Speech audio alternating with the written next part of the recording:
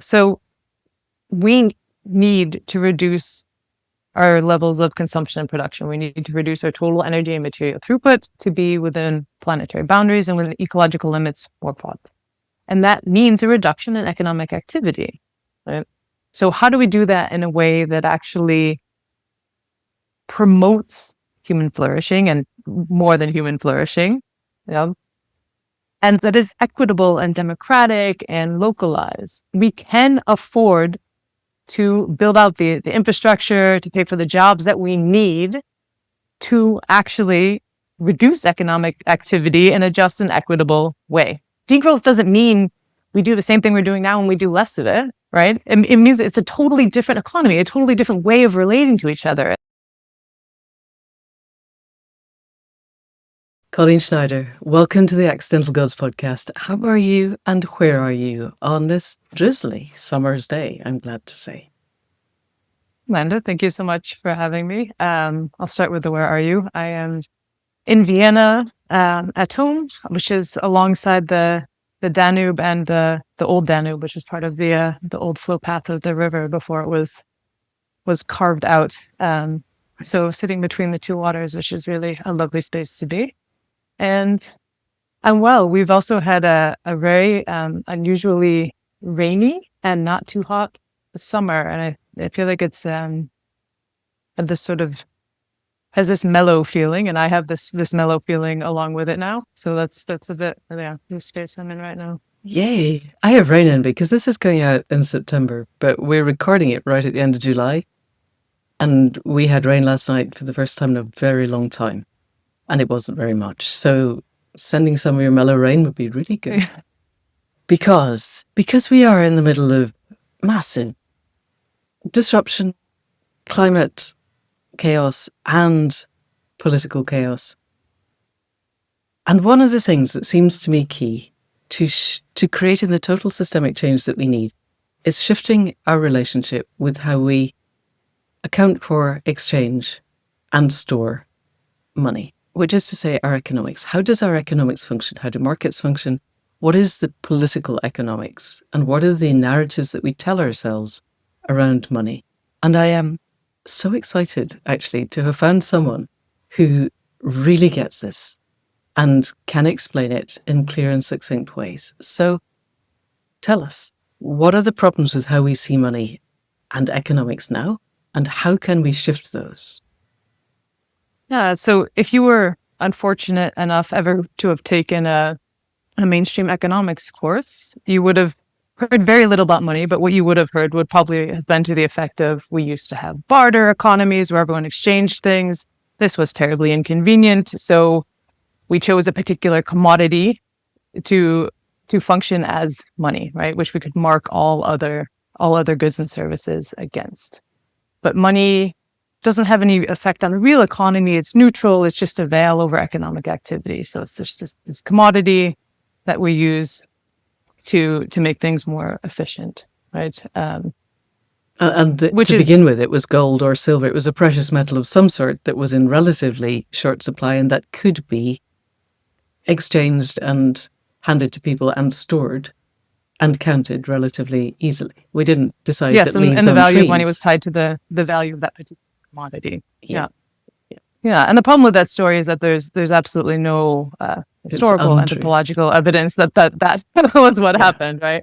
There was never, as far as you know, an economy where barter was a primary economic mode. So of course there's been societies that use barter, right? But now we tend to take this very narrow view of what the economy is. The economy is market exchange with money. But that's just one particular economic mode, one particular type of economic activity.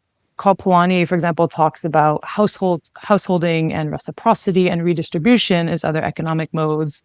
David Graeber uses the term commoning. So there's different ways we can look at this, but these are all economic modes. And historically, societies used a variety of these modes, and sometimes market exchange would be an element of that. We need to go into detail of what do you mean by market exchange? Yeah, so market exchange is I will purchase a good or a service from you. So it's not embedded in any particular relationship of of trust. It's this neutral exchange where you're getting the money which has a particular value, and then you will give me your good or service for this. Yeah. So I want your potatoes, you want my now. bit of silver, and we will exchange. Yeah. Exactly. And then you can use my bit of silver for something else. I think people who think money is a good thing claim that it's neutral because I could get potatoes from you, or I could go and buy a pair of shoes, or I could, I don't know, buy a massage or a haircut. It's got equal value, or let's say it's got value in a whole group of different goods and services. I actually don't think money is a bad thing. I think money is a tool for coordinating economic activity, right? And the form of that tool and the way we structure the monetary system have very different effects depending on that structure, right? So when we think of money now, we think of, our government. So I'm in Austria, so part of the Eurozone, or you're in the UK, they issue the euro or the pound. And this is fiat currency, and this is a very hierarchical system. But there's other forms of monetary systems. And money itself, to go back to this idea of the story of what money is and where it comes from, as far as we can tell, the first forms of this kind of general purpose money, which means money that can be used to purchase all different kinds of objects, not just for a very specific purpose, goes back about 5,000 years to the temples of ancient Sumer, where it was and is a way of coordinating economic activity. So money, the first forms of money weren't some kind of a coin or something like this, like people would probably think of now. If you think of early monies, it was a credit system, a credit-based system, and it preceded markets. It preceded, but at the same time allowed for the further development of markets. So money from the get-go is political. It is always and everywhere political, right? It's created through community, through these political structures to coordinate economic activity. And you can do this in different ways that have different effects, right? You can have different credit or debtor relationships that are going to have different effects. You can make the creation and distribution in ways that are more or less hierarchical, which is why I say money itself isn't bad, right? It's a tool. So the way that we use that tool is what matters. And the way we use it, yes, I'd say this is highly problematic. Yeah. But also because money has been apparently, I say apparently because it's always political, it has been apparently depoliticized. We have this idea of commodity money. So it's not something we create, it's just there and it has this value. And, in the same way that we think we have to serve the economy, we have to not ask for raises or give up on these things, but want to make the economy work, right? Like we have to suffer austerity to make the economy work. We have the same idea about money. We have to serve the monetary pay system bills and die, which is clearly not true. As opposed to we created the economy, we created the monetary system, we created the form that money takes. Okay, so in all of this, the narrative that we've created for ourselves over many thousands of years, which says that money is neutral, we've got to a point in our modern political economies which have two other myths which you highlight in your papers and in your book chapter. One of which is that the economy has to keep growing, and the other of which is that governments are limited in how much they can spend, and that the limit is largely defined by the tax income, that my taxes are paying for somebody else's welfare, is a narrative that is very common in Western political economies. Let's look at growth later, but let's for a moment look at where you've got to with a combination of degrowth theory and modern monetary theory, which completely debunks this idea that government spending is limited by the tax take. Is that so let's first talk. Let's talk a bit about the monetary system and how governments create money. Yes. Right? I mentioned earlier that we have a fiat monetary system. So what does that mean? That means the money isn't tied to any particular commodity. It has value because the institutions, the political structures that issue it, say it has this value, and we trust in those institutions. We trust that we can go to the ATM and put our bank card in, and we're going to get out the money that we asked for, and that we can then go somewhere and purchase something for that value, and we'll be able to get what we expect, right? So it's not the value isn't because it's tied to any particular commodity. Yeah. So governments that issue their own currency, like the UK issues the pound or the US issues the dollar, they issue that first. They spend that money into the economy, and then they take that money out of the economy through taxation. So the spending is actually monetary creation, and the taxation is actually monetary destruction. Yes. Yeah, I So think that we order just of need to highlight operations is that quite bit. important. Governments spend money into existence. It didn't exist, and they create it, and they spend it. I think people still have a sense that there's this kind of pile of gold in a big vault somewhere, and it's a limited size, and the government takes some in as tax and gives a little bit out. And I don't know how we debunk that strongly enough, that the government spends money into existence, or the banks lend it, because it's not all coming from the government. We have given private banks the capacity to make money out of nothing and then sell it to us at a profit. And the fact that people don't understand that is, I think, the only reason we haven't had an armed revolution. And it's interesting here. I like the historical stories to kind of give some perspective on this, right? Because there's times historically where it has been more clear and people's reactions were much different. So, for example, during the Civil War in the United States, the Treasury in the North, this was part of the classical gold standard era, which is when money was pegged to a commodity, right? So the amount of money was limited.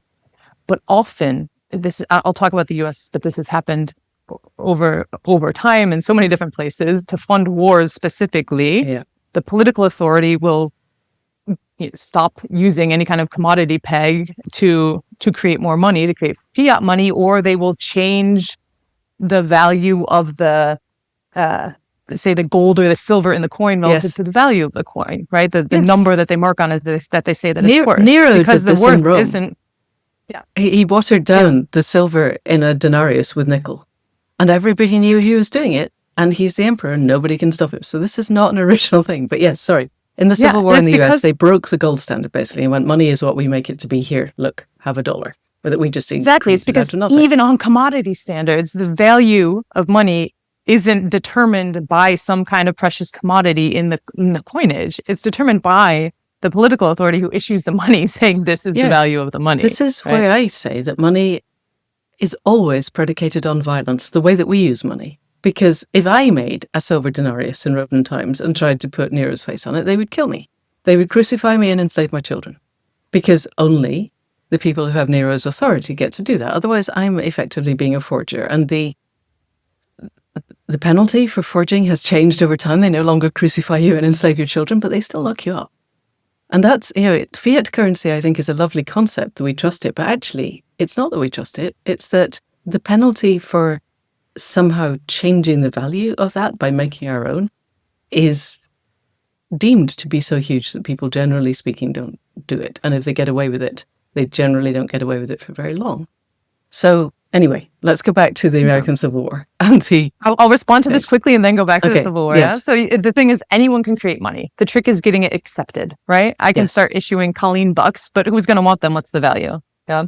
Banks can create money because the government says, we will treat the money you create as public currency. Yes. And this goes back to 1694, where the Bank of England, this is where the structure emerges, But that's the reason that they're able to create money. You and I actually could create different forms of money. You and I could say, hey, let's set up a mutual credit exchange system. Yes. Well, local currencies do exactly this. The Totnes pound existed for quite a long time, and they created a £9 note because they could, which is not something that exists within the fiat currency. Yes. Okay. Well, let's look at those separately, because I don't want to so let's go back to the Civil War. Let's go back to the Civil War, because this is really interesting. Is what happened when one or other side in the Civil War decided that they just wanted to create their own dollars. Yeah, so the North needed money to fund the war. They were restricted by the commodity peg of the gold standard. So they went off the gold standard and they started issuing green bills. The Treasury was issuing green bills to pay soldiers and pay for supplies. And then they would accept these back for taxation. Right? So they had value. You had to pay your taxes, and you could pay your taxes with these things. And then they wanted to go back on the gold standard after the war. And there was a political party, the Greenbacks, and the people involved in it, the Greenbackers, that because this was, they could see what had happened so clearly, right? The political nature of money and the monetary system as it was structured was right there in front of their eyes. And if they went back on the gold standard, this would have caused a devaluation of the currency. So rather than inflation, it would have caused deflation, which would have not been good for producers, and it would have increased the value of farmers' debts. So there was a coalition that was opposed to this and was arguing for at least a bimetallic standard rather than just a gold standard. And they, this political party existed for quite some time. They never won office, but it was there was a substantial political movement around this because the political nature of money was so apparent through this process. And that's been sort of hidden since then, because we think money is so complicated and I don't really understand it. It's not, not something I could wrap my head around, and I'll just sort of leave it to the economists.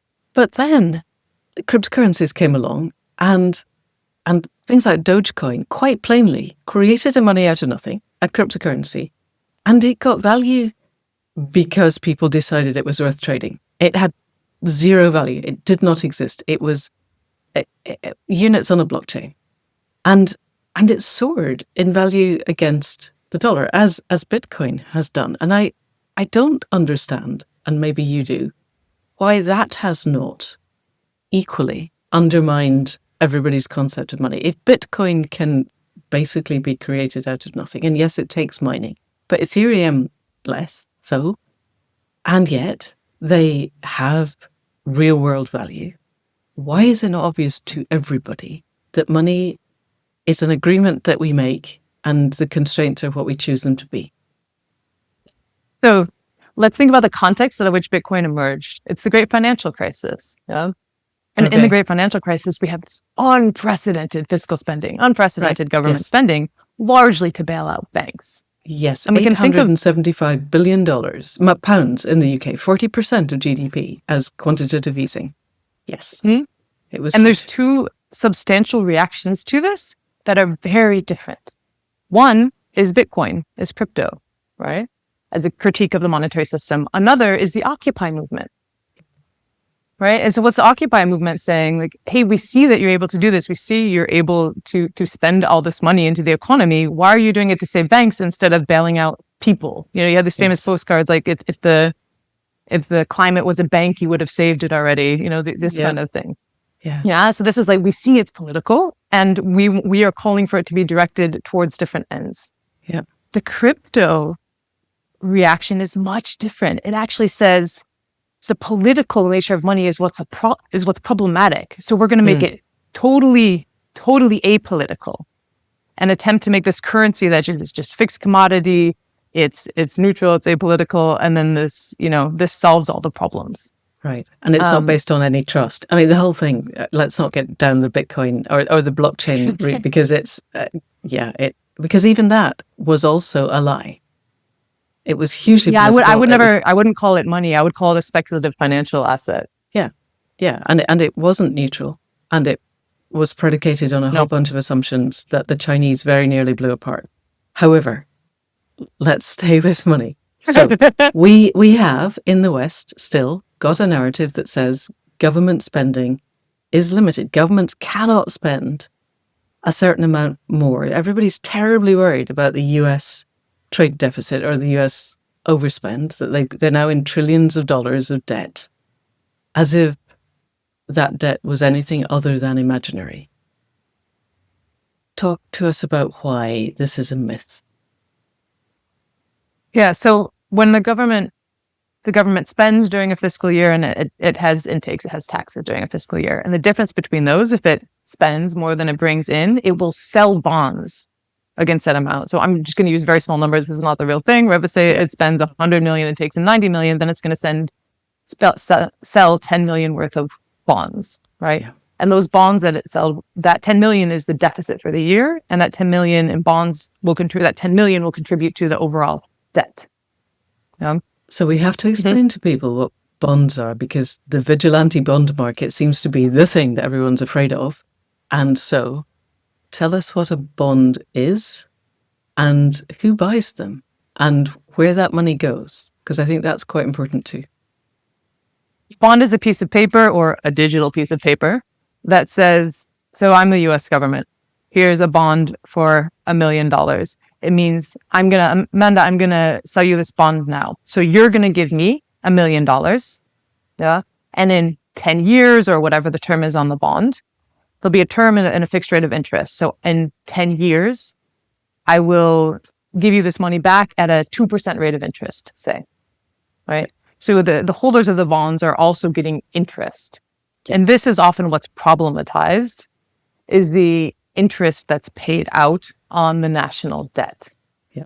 And this is a real thing, right? So the holders of it, if you go again back 100 years or so, it was more normal that bonds were held by like middle income households domestically, and that interest was paid to those households. It was a way of holding your savings, a safe way of holding your savings, right? And it was very, very anymore. safe. That was the thing, because the government of the UK or the US was considered very, very unlikely to go bankrupt.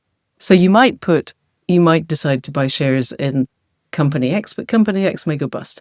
You buy government bonds and you might get less interest than you would from Company X, but you're going to get the interest at the point when they said they were going to give you the interest. It will happen. So it's a very safe way of storing your money in a capitalist economy where growth is a thing.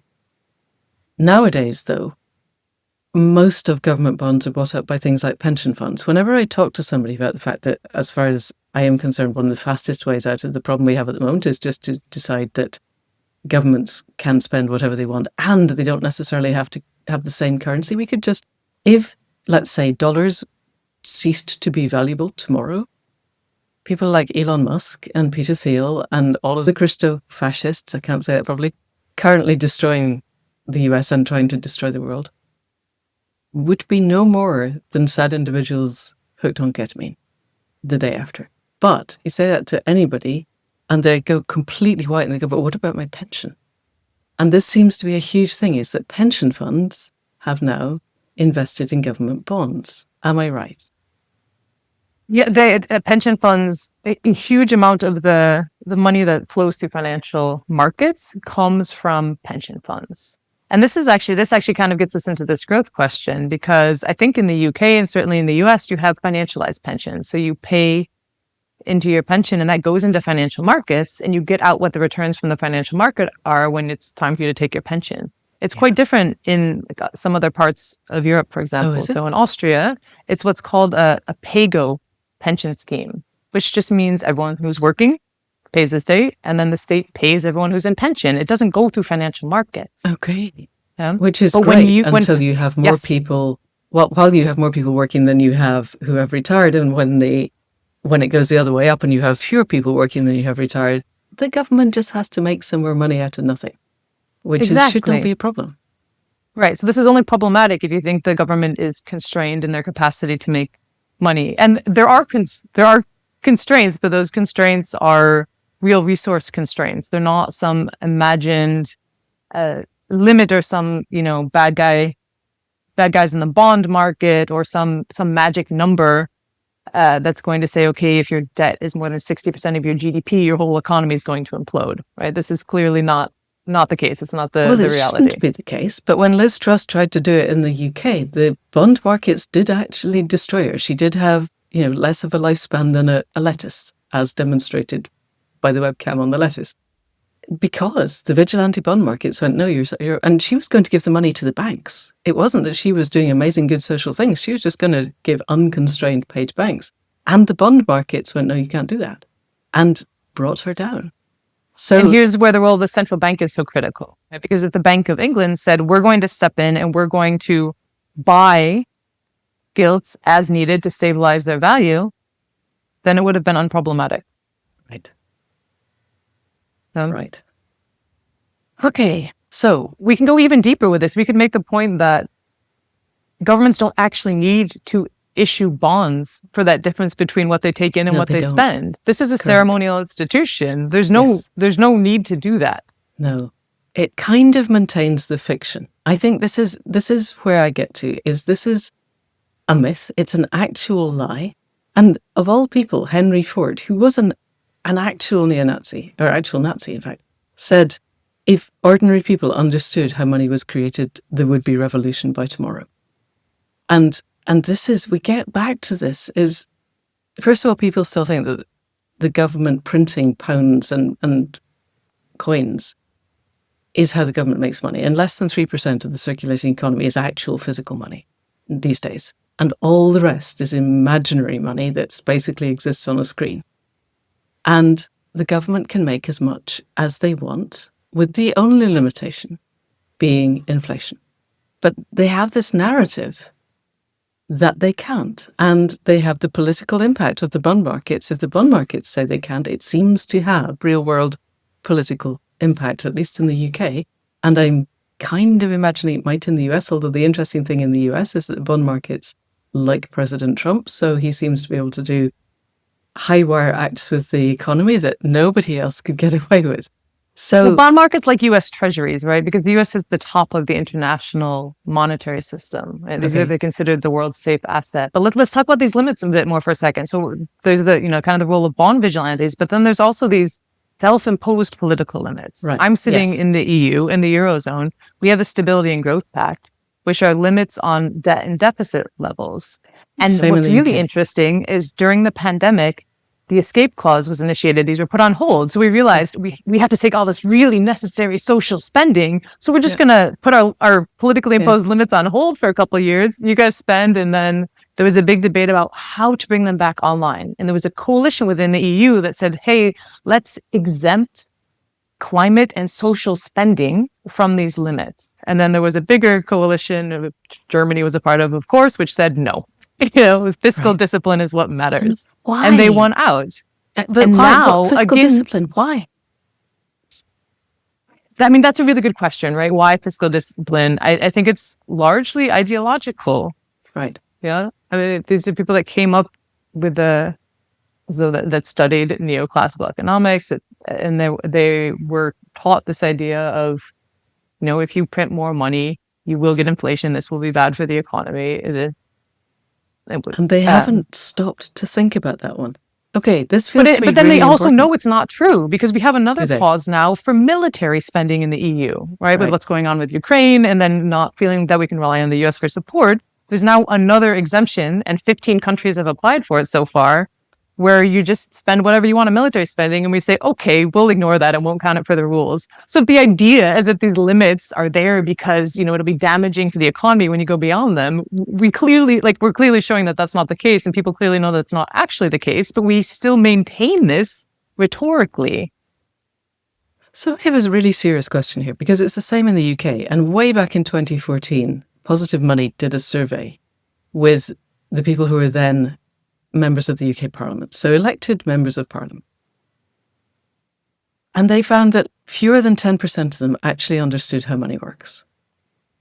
And the rest just take what they're told. And I have friends, highly intelligent friends, who read The Economist, who genuinely believe that if the government spends money, we will have runaway inflation and all hell will break loose. If you actually paid people a little bit more, runaway inflation happens.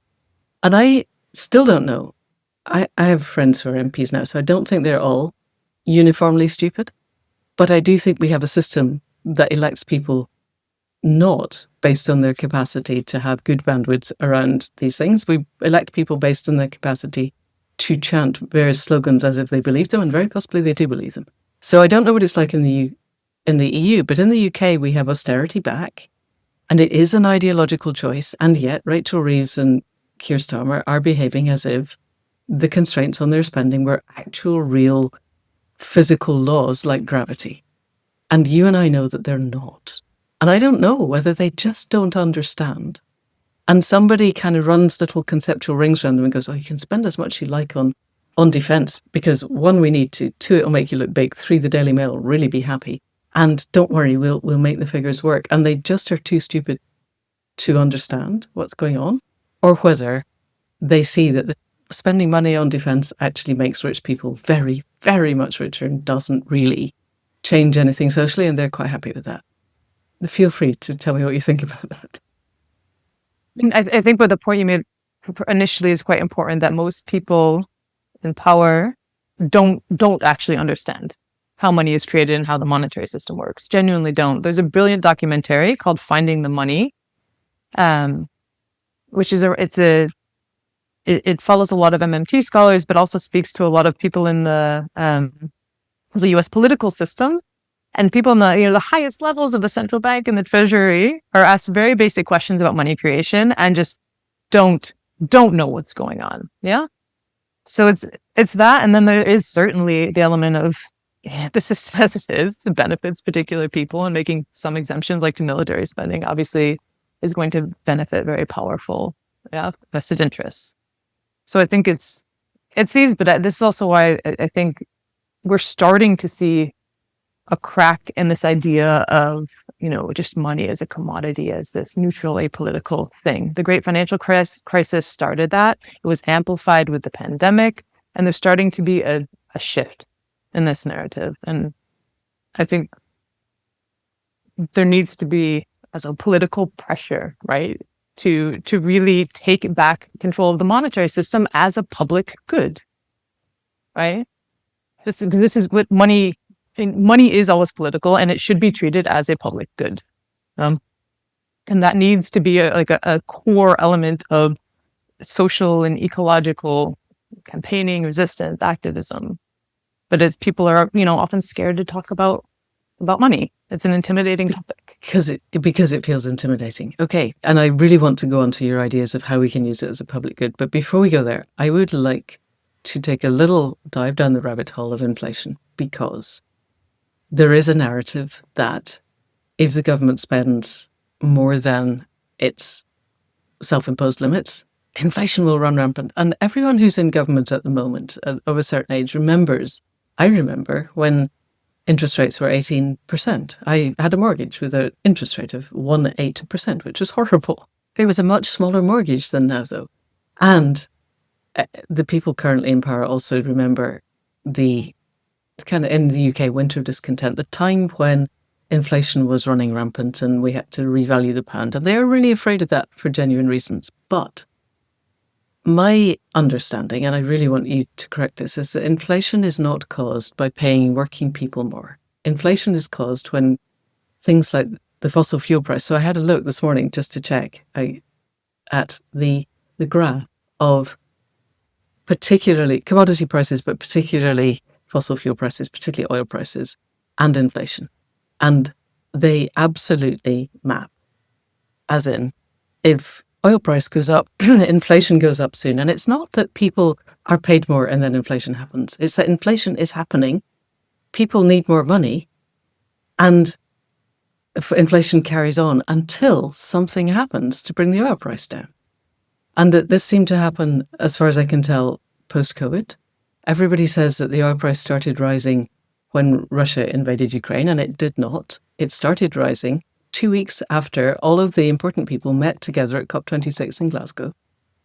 And I am assuming had a lot of very interesting conversations, and the price started doing that. And yes, then a major oil producer invaded another major oil producer, and they had free license to ramp up the price as much as they wanted. But everything in our economy depends on oil. And until we can decouple that, the people who control the oil price control the level of inflation. And we have very little that we can do about that, short of the things that were in that article that you sent me. So first of all, am I right about inflation? And second, let's look at the ways that governments could squish it a bit. Yes, and let me take one step back first, though, and talk about, so I was saying how we have these politically imposed limits on fiscal spending, that aren't necessary. They're clearly politically imposed, and we, just ignore them when it's convenient to ignore them. And there's not necessarily any economic consequences for this. So I think it's important to understand what are the real limits to fiscal spending.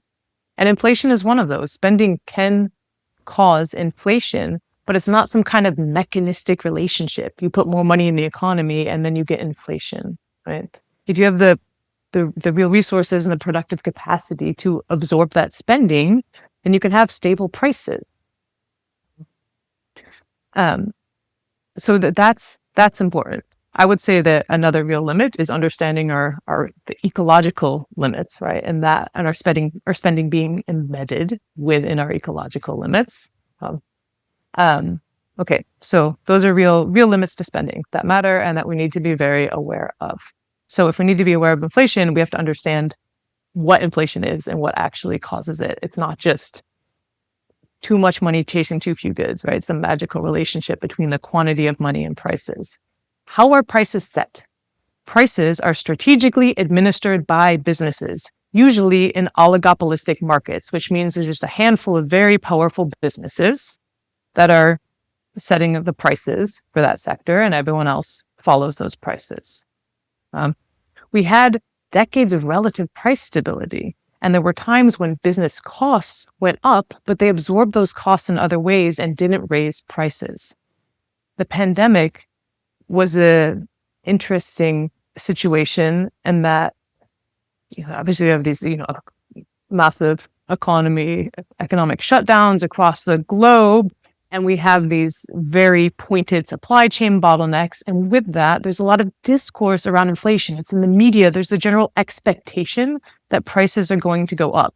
And what this does is give companies agency to raise prices without there being some kind of negative reaction, without people sort of rebelling or saying, we're no longer going to be customers because this doesn't seem valid or fair. There's a general expectation that prices are going to go up. And then many companies take advantage of this and raise prices above and beyond their increase in costs, right? So they increase their profit margins.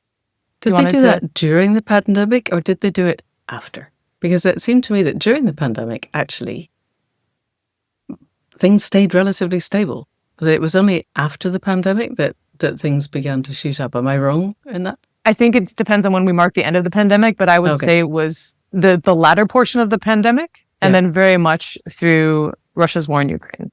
Well, yes. And you're speaking to oil, right?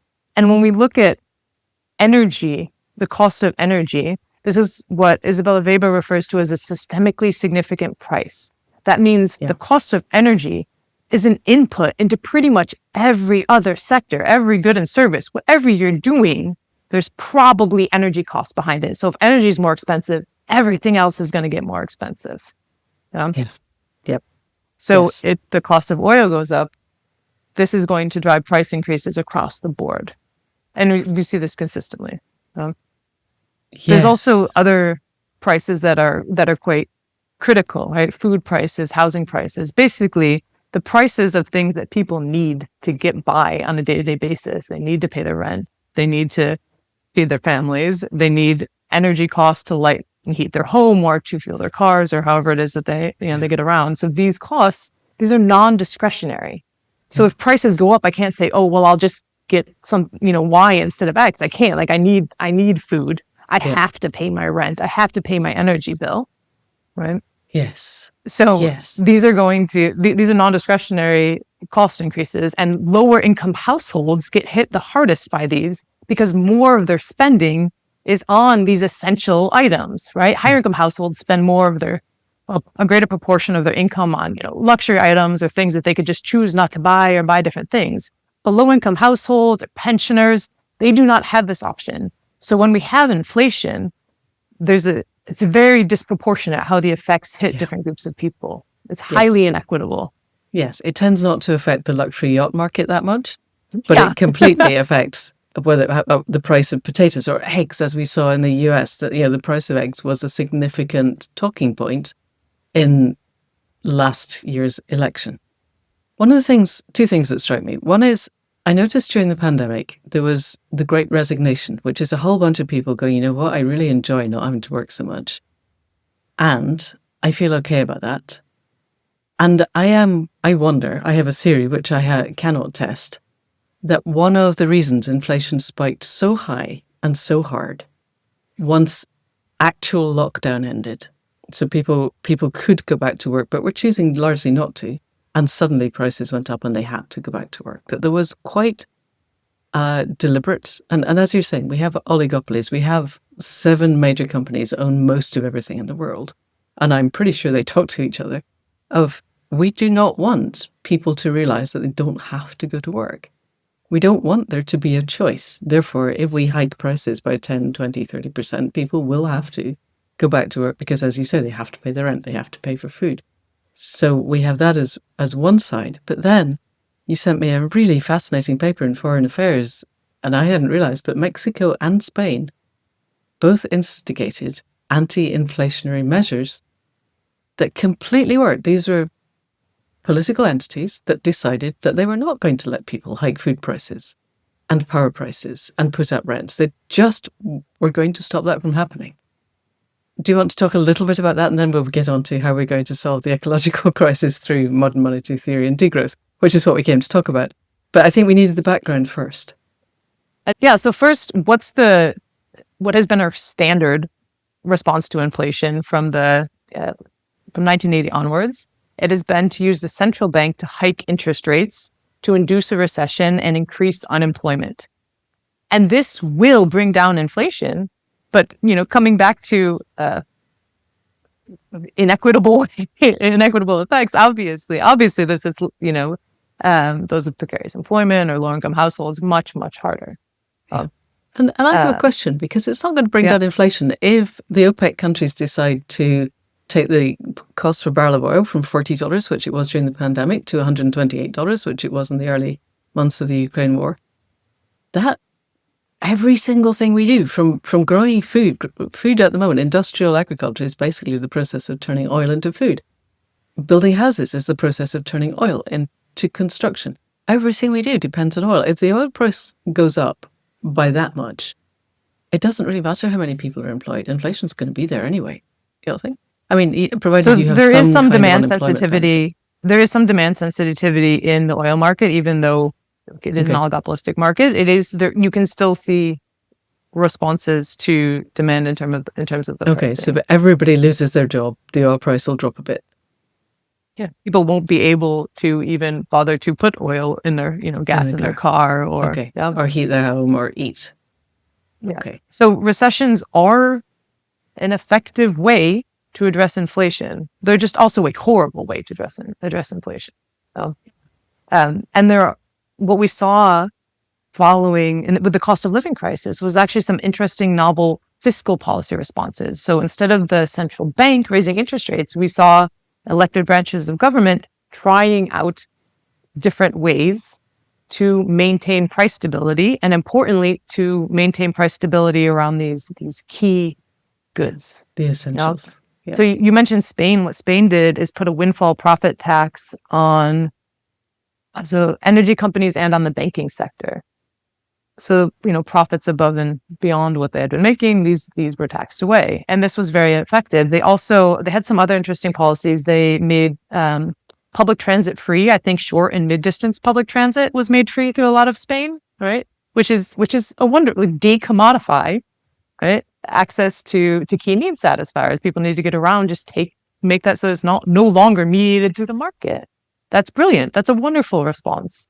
In Mexico, the government, AMLO's government, brought together different food processing and grocery store oligopolies and negotiated price moderation with them. They said, here's this basket of essential foods, and we're going to fix a price for that basket. Yeah? And almost everyone signed on to this, and they were really public about it. And then those grocery stores that didn't sign on to it, people stopped using them because there was really this public campaign around, look, we're working together to make sure that you can access the food that you need to feed your family. And the electoral responses in Spain and Mexico these governments stayed in power, right? Whereas everywhere else that did this ineffectively, you saw a switch towards more right-wing governments. There was two studies that were done, one looking at the US and one at the EU. The one on the EU showed a connection between households experiencing strong episodes of inflation and a tendency shifting towards right-wing parties. And in the US, there was a connection made between experiencing inflation and shifting towards voting Republican. Which is a right-wing party. So yes, super right-wing. Yes. And partly it's because they were the parties who were not in power, and we're just going for the other guy, whoever the other guy is, because in the UK they went from the Tories, who were right-wing, to Labour, who are equally right-wing, but were pretending not to be. And it was just whoever it was that was in power, when life got bad, we want the other people. And the fact that the other people subscribe to exactly the same myths and hold themselves to the same ridiculous limits seems to bypass, and partly I think it bypasses, because at least in the UK and probably in the EU and the US, all of the political and economic commentators in the legacy media, so on television and the newspaper, all did politics, philosophy, and economics at Oxford or Cambridge. And they are neoliberals to the core. So they are asking the questions of, well, how are you going to manage spending and the debt, instead of what are you going to do with your capacity to make money to, first of all, help people's lives, and second, make sure we don't destroy the entire world ecosystem.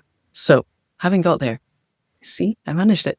How are we going to? Your papers, your chapter, are a wonderful bridge between modern monetary theory, which is broadly what we've been talking about, and degrowth economics and ecological economics. And that bridge I had not seen being made before. So this episode may end up being a little longer than we had thought it was going to be, because it's taken longer than I imagined to get there. But this feels really important. We have established that governments can spend as much as they like within certain limits, but they have tools to limit inflation that are not based on constraining their own spending. And that growth in the economy, which at the moment is required so that we can all make enough money to pay interest on the money that we borrowed, because most of the money supply comes from banks making money out of nothing and lending it to us at interest, which is to say they make a profit out of stuff they've made out of nothing. I want everyone listening to remember that one. We have given banks license to invent money and sell it to us, and we think this is okay. And we tell the governments to spend less, and then the banks have to spend more, or the money supply falls away. So you want to maintain the money supply? Either the government spends more into existence, or the banks lend more into existence. There is no other way that money comes into existence. Then we pay taxes, and they take it out and destroy it. Anyway, we've established that. So the other constraint, you said, one constraint is inflation. The other is we are destroying the biosphere. And we need to be spending on different things in different ways if we're going to find a way for humanity to flourish within a flourishing biosphere. Talk to us about that. Yeah, so we need to reduce our levels of consumption and production. We need to reduce our total energy and material throughput to be within planetary boundaries and within ecological limits more broadly. And that means a reduction in economic activity. Right? So how do we do that in a way that actually promotes human flourishing and more than human flourishing? Yeah. And that is equitable and democratic and localized. Yeah. So how in the world do we do this? Right. And so a question you'll run up against straight off the top is if the economic activity is being reduced, the tax intake is being reduced. So the government can't pay to do all the things it needs. It can't pay to build out renewable energy infrastructure or to give people good jobs. And once we understand money and the monetary system and the fact that the government creates money, and we understand what our real constraints are, that blows away that response, right? We can afford to build out the infrastructure, to pay for the jobs that we need to actually reduce economic activity in a just and equitable way, right? And so what does that look like? Well, in part, that looks like building out systems of universal public services. It involves utilizing fiscal spending to decommodify the stuff that we need on a day-to-day basis, right? Education is usually decommodified in most countries, so that one's obvious to people, right? You're in the UK, so healthcare through the NHS is decommodified, but this can be funded much more robustly than it is. Now we can decommodify public transportation, housing, building out systems of like local agricultural, biodynamic agricultural systems, things like this. And this can be supported by a federal job guarantee because the government can afford to pay to employ people to build out the things we actually need to build. Degrowth doesn't mean we do the same thing we're doing now and we do less of it, right? It means it's a totally different economy, a totally different way of relating to each other. That means some things will grow and some things will shrink, right? But we need more care right? We need more care work. We need more elderly care. We need more child care. We need more green spaces. We need better renewable energy infrastructure. So there's plenty of work to be done. And if the private sector doesn't deem that work profitable, then the government can pay people to do that work. And you can do that in a way that is localized and takes people like where they're at and works with what their capacities are. So maybe that's building out cultural programs or art programs for the community. Maybe that's care work. I mean, everyone has wonderful, valuable things to contribute, right? It's just a matter of letting the people who are a part of that community decide what the community needs and in what valuable ways they can contribute. And then having that funding come from a federal level to support that program, right? We have the capacity to do this. And then also that can then complement building out these universal public services that I'm talking about. So let's just talk a little bit about universal public services, because we talk a lot about universal basic income on this podcast. And I have mentioned once in a while universal basic services, which seems to me a much better way of doing things than universal basic income for a lot of reasons. Partly, universal basic income without universal rent controls is a very fast way of shifting public money into private hands. Universal basic services means that the basics become free or next to free, correct? And so can we list what we would consider to be I'll go with health, food, decent housing. And I think one of my questions comes, how do we define decent and how do we make sure that's equitable? Because not everybody wants to live on the 13th floor of a high rise, but there has to be a better way. Water. Yeah, we have privatized water in this country. It's an absolute utter keen nightmare. So that. How do we decide what food is essential and what is a luxury?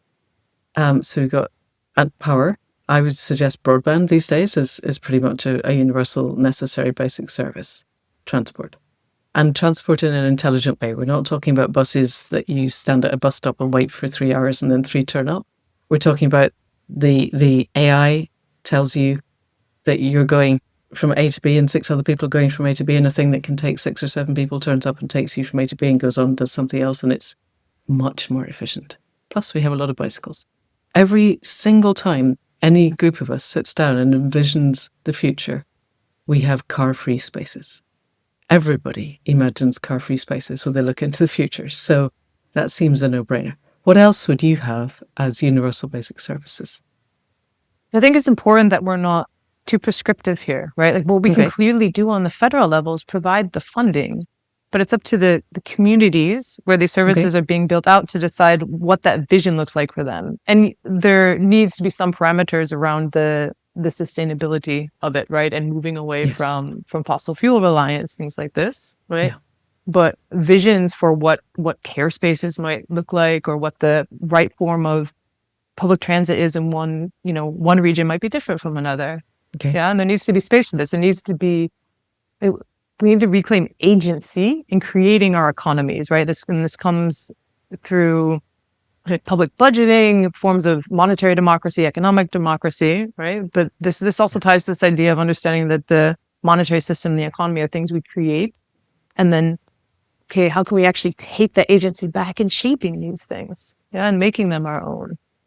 Okay, so we have participatory budgeting, for instance, and distributed local democracies so that people can make the decisions that are appropriate for their local areas. Yeah, perhaps supported by public banks. Right. Well, that's probably a whole extra podcast. Let's put that to the side just now, because public banks are really interesting, but I don't want to go down that rabbit hole because I'm really interested in why this hasn't happened already. And the answers seem to me ideological and political. And there is a lot of vested interest who really likes the fact that we exist in a system that takes value and siphons it to a few people at the top. And I am watching in the UK, particularly, we're recording this 4 days after Jeremy Corbyn and Zara Sultana set up the framework to create a new party. It's not a party yet, but it's going to be a party of the left. Within 48 hours, 500,000 people had signed up, and the main news outlets have not mentioned it. And I imagine if 500,000 people had signed up to Reform, which is the super right party, it would be headlines everywhere. So we're pushing against the tide of an existing political economy. And I don't imagine it's going to get any easier. how do you envisage the democratic power shift that would enable us to enact what you're suggesting? So I think there's lessons we can draw from what we talked about with the way Spain and Mexico responded to inflation. Because what they did was say, we see that you're not able to access food, energy, housing, and that's important. And we are going to aggressively, step in to make sure you can access the basic things you need. Okay. Right. Yeah. And so speaking to our basic needs and doing it in a way that's powerful, that's not saying, oh, no, we're limited by bond markets, we're limited by the debt rules. And no, we have the capacity to make sure everyone who wants a job has a job. We have the capacity to properly fund the nations. We have the capacity to build out, equitable social housing. This is concretely how we're going to do this, right? Just be really bold and address very concretely people's basic needs. And when you do this, through public systems, this also, we can see this empirically, is less resource and energy intensive than the private alternatives that we currently rely on to meet those needs. Mexico has a state power company. Because where I get to, if I play this forward, if I were writing the novel of this, is that the oligarchs look at what's happening and they hike the price of oil and they go, oh no, public spending causes inflation. Look, this is bad. This government is destroying you. And they take the government down. And I could imagine that happening in about 6 weeks because they just need to spike the price of oil. And the narrative makers in the current legacy media will flip the narrative so that public spending becomes the reason for the inflation, not the fact that they just doubled the barrel price of oil. And so it seems to me that one of the things that would need to happen, if this were happening at a national scale, very early, would be nationalization of power companies. And I think that would be a very interesting political move. And then we would discover how much power an individual nation state actually has. Can you see a way where it happens without that?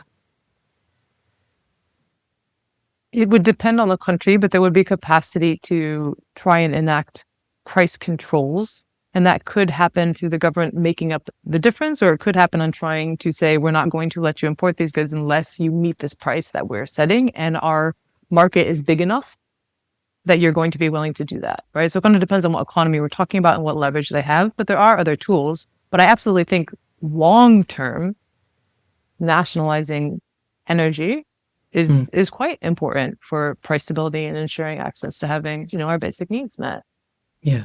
And possibly bring it into community ownership. I don't particularly think governments are very good at running companies, but community ownership. Nationalizing wasn't the right term, but making public ownership. Yes. And I think that probably is a whole other podcast too. Because what we're seeing in the US, I think, is really interesting is Trump. Okay, let's assert the fact that I believe Trump to be actually insane. However, the tariffs that he is enacting, the theory behind them is that it will bring all manufacturing into the US, that they will wear an amount of pain as the tariff costs are completely reflected in prices that are passed on to the public. But in the end, people will stop importing things that have high tariffs and start creating them in the US. That is predicated on the belief that it's possible to create them in the US and that US citizens will really want to work in sweatshops making, say, Nike trainers that they will never be able to afford to buy, as happens in the places that currently make various items that the people who make them cannot afford to buy. The whole thing hasn't really been very well thought through, but it is an interesting look at the power that a big government has to shift commodity prices. And I wonder, is there a sane way?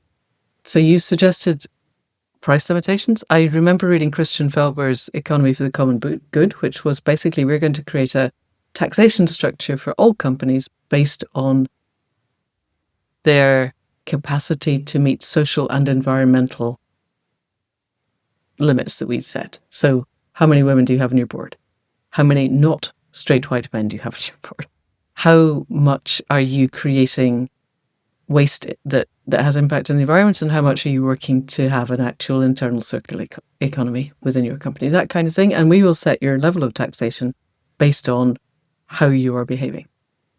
And I wonder, is that a thing that is integrated into the way that you see things, or do you see other ways governments can intervene? So taxation can certainly play a role, and it also matters what's the political viability of different taxation strategies at a given place and time, right? Because in a lot of countries, it's kind of there's not a lot of political traction for more aggressive taxation. We also need to consider what are these commodities we're talking about, these key commodities, where do we rely on imports, and how can we build out domestic capacity? How can we build up domestic energy sovereignty, domestic food sovereignty, right? Yeah. So that there is domestic public control of these resources. And obviously this is also shaped by what country we're talking about, their and their ability to do these things. But I think that's a really important element as well, right? This is localizing economic production, particularly with key commodities and energy as well. And renewable energy gives us the capacity to do this. But the more we continue to just rely on economic growth, the more it just, kneecaps our capacity to do this, right? So if we're saying, okay, yeah, we're going to try and transition to renewables, but at the same time, we're drawing on more and more energy every year, then we're just running up and a down elevator or down escalator. Sorry, right? So the more we can intentionally and equitably reduce our energy consumption and shift away from fossil fuels, we're just making our job easier here. Yes, and not just power, but we need to limit commodities, because we did a few podcasts January before last with Simon Michaud, and he said that he'd looked at the EU's plans for renewables and that they would get through the same amount of copper as we have mined in the totality of human history in the next 22 years. A little small person in the background. Hello. And so one of the things it seems to me is we have to quite intelligently not just draw down our power use, but draw down our commodity use while at the same time enhancing people's lives, because that has to be a thing. And we have been hooked onto a narrative that said the only way people's lives are enhanced is by economic growth. And what I'm reading in your work is we can enhance the things that really matter: connectivity, connection, community, well-being, without economic growth. Can you speak a little bit to that? And then we will let you go and play with your son, who's just arrived. Hello, Preston. Yeah, and this goes back to understanding the economy as something we created, right? And then asking the question of what do we want out of the economy? What is our aim? What is meaningful to us? Yeah. And what people sorry. That's okay. Hello. We've been fed the story that consumption is what somehow brings meaning or what meets our needs, as opposed to understanding it as these externally created wants to fill some void because we don't have more substantial and meaningful modes of connection and agency and interaction and of shaping the communities that we live in. So a degrowth economy is oriented towards human flourishing, right? Towards understanding that the ways we relate, these different economic modes, aren't fixed or aren't given or aren't naturalized. Yeah. So is market exchange the way we want to go about everything? No, probably not. Might it have some role? Sure. But maybe we want more spaces of commoning, of reciprocity, right? Of other ways of relating. And understanding that these are economic as well is really, really important to expanding our more broadly our understanding of what we think of the economy and what we think it can be and what we want it to be. I feel like I lost track of your original question a little bit. Sorry. That was good. It was fine. I just wanted to know how we could flourish in a degrowth economy, and you answered that brilliantly. And yeah, I mean, so when we're focusing on connection, meaning, agency, relationship, these things aren't materially intensive. They're time intensive, right? And that's a very different way of understanding what's valuable. Yes. Yeah. Yes. Okay, I need to let you go play with the small person. There's so much else I wanted to talk about. I wanted to talk about your workshops with Katie Shields. So I know you have 2 other workshops coming up. Tell us about those very briefly, and then we'll let you go. Yeah, so there's 2 workshops coming up that I'm helping out with. One is put on by Modern Money Lab that will be in Vienna on, let me check the date, September 27th and 28th. And that's public money for public good. And that's really firmly grounded in modern monetary theory. Brilliant. Another is a regenerative economy lab workshop that Katie Shields leads and that I'm just supporting, which is on money and finance and regenerative finance. And that's October 23rd and 24th. And where is that, online, or is that also? They're both in person. Both in person. And where is They're both the in second person one? in Vienna. In Vienna. There's actually the Modern Monetary Lab is running a couple of these workshops in the UK as well. So I can send you info on that.